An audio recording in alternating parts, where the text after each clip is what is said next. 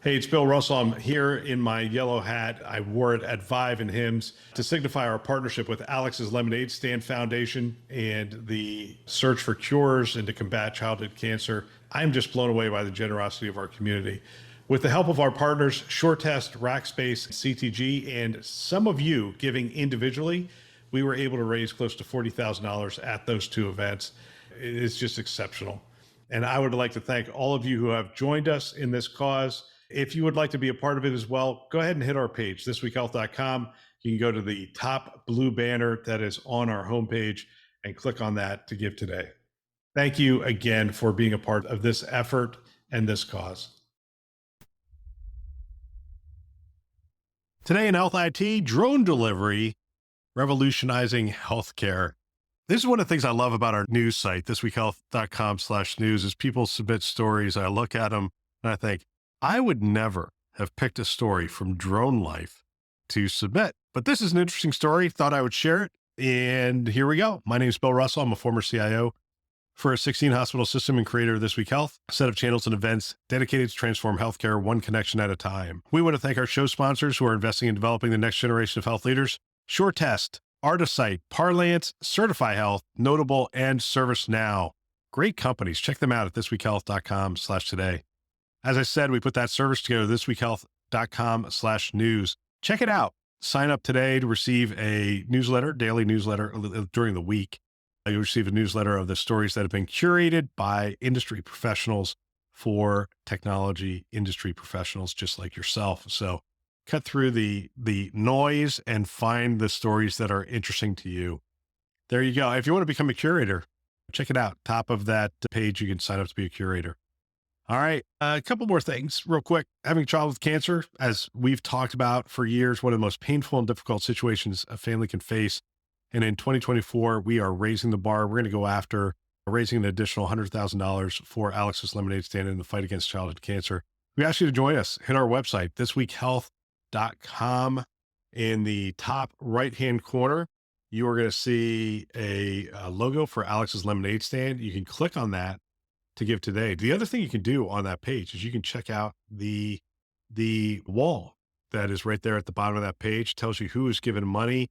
And yesterday we started highlighting just some of the great gifts that we've received over the years. There's some great pictures on there as well. People who have participated in the process throughout the year. My gosh, Artisight, SureTest. My daughter makes me proud. My daughter was part of giving money to this as well. Order. Wow. Just so many. Jim and Amy Feen gave money as well. Man, there's just so many great people in here that have been a part of this program. We want you to be a part of it as well. Michael Robinson, glad to have him be a part of it as well. Luke Olensky as well. Hey, just really appreciate all of you that were a part of it. I didn't get a chance towards the end of the year to thank you. And this is part of the thanking you, is giving you that call out. This year, we're going to go from our current point of about $60,000 up to $150,000. We have a lot of fun things planned at our 229 events, at the industry events. We'd love for you to be a part of. So stay tuned. And if you have any questions, you want to be a part in a special way, you have ideas for how we can do this, we are all open to it. It's a great cause. All right. Last thing, share this podcast with a friend or colleague. Use it as a foundation for daily or weekly discussions on topics that are relevant to you and the industry. They can subscribe wherever you listen to podcasts. All right, we're going to take a look at this story. It's really interesting to me to get this story from Drone Life, which again, is at dronelife.com. Sure enough, advancing access, the impact of drone delivery on healthcare and beyond. The last couple of days, I was sick for 4 days in bed. And then the last couple of days I did shows, even though I really shouldn't have given the amount of drugs I was on. I'm now off drugs, in a little better mood than I was. Yesterday, I went pretty harsh on Deloitte and probably shouldn't have. They're great people. They do great work. But that's the article. But when I read it and in the mood I was in, you get what you get. I think we should demand more than no duh answers, but I was a little harsher than I would like to be. So again, my apologies to anybody I offended. Today, we're going to do a fun story. Advancing access, the impact of drone delivery on healthcare and beyond. Drone delivery revolutionizes healthcare. Researchers showcase significant benefits. So there's actually research associated with this. This is interesting. In a study published on December 20th edition of Science Robotics, researchers have highlighted the transformative impact of drone delivery systems on communities, particularly in hard-to-reach areas. The study underscores the life-saving potential of on-demand drone deliveries, showcasing substantial improvements over traditional ground transportation methods. So it cites the authors there. The full study is a satisfying read for drone industry advocates. The research cites the case of Zipline, a pioneer in autonomous drone delivery, which initiated blood deliveries to rural hospitals in Rwanda in 2016.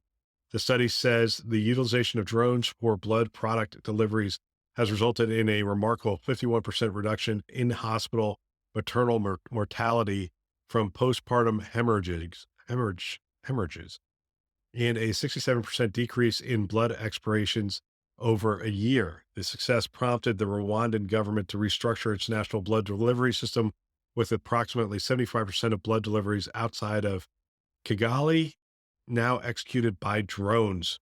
And they go on, expanded beyond healthcare. Zipline's drone deliveries in Rwanda have been extended to childhood nutrition and agriculture. The company has delivered over 260,000 units of ready-to-use therapeutic food and more than 25,000 doses of animal vaccines. In Ghana, Zipline service has facilitated access to routine vaccines for over 15,000 children, estimated to have saved 727 lives between 2019 and 2021. Moreover, Zipline played a pivotal role in delivering more than 2 million COVID-19 vaccines to remote regions in Ghana since the pandemic outset. Why do I pick this story? First of all, I love the fact that this story ends up on our website, because it's the kind of stuff that you're not reading Drone Life unless you're a drone enthusiast. But it does have practical application. I was talking to a let's call it a rural health system today. It's a fairly large system that covers a large geography, which covers rural areas, and they are experimenting with drone delivery. And I think it will have application, especially in those kinds of areas. I think obviously the more urban you get, the more regulations and challenges you're going to have. But as you get into those rural areas, there's an opportunity here to do things that I think they use the word revolutionizes healthcare. And I think there is an opportunity to do just that. Deliveries of some of these medications directly to consumers, deliveries of, I don't know. To be honest with you, I would love to sit down with a bunch of clinicians and a bunch of administrators and just talk this through and say, okay, here's the potential. Let me tell you what drones can do. And let me tell you how we could stand up a series of drones or partner with a company that has a drone service like Zipline, and the things we could potentially, the size of things and the things that we can deliver. Now, let's talk about how we are doing that today. One of the things I look at, which is there was no need for Amazon to get into the delivery business. Like the need didn't exist. You didn't look at it and go, man, they need to do this. There was UPS, there was FedEx, there was the United Postal Service. There was a lot of different ways that they delivered things. And it might have been a revenue play. It might have been a profit play. It might have been a quality play. I don't know. It could have been any one of those things, but I'll tell you what has transpired is we receive better service today because of Amazon delivery does exist. And so it's not that you couldn't deliver all these things today in the United States through various methods that already exist. The question is this going to provide a better level of service, a higher level of service, better outcomes in some way than we had before? And if you're able to do that, it might be worth exploring, especially if you cover rural areas where there is just significant distance between let's say a point of care, a significant point of care, maybe a trauma center or that kind of thing, and a remote location where people are receiving care. So I think it's worth taking a look at. I think it's also a fun project. Every now and then you just need to have a fun little project that your team can delve into, especially the computer nerds that you have on staff, is to just let their minds wander and play around with something, and something that sort of captivates them and their knowledge. I know a lot of, I say computer nerds with the nicest connotation to it, have a love of flying, a love of the remote control drone device. There's a lot of things they could get some fun out of. So I think it's also a satisfier from an employee standpoint, something to look at. And I think it's practical, by the way. I don't think it's just a throwaway. I think there's practicality here. And we saw it in Rwanda and some other areas. I'm not equating our rural areas to Rwanda, but from a geography standpoint, from a distance to certain facilities and access to goods, potentially the same kind of situation does exist. So there's an opportunity. All right.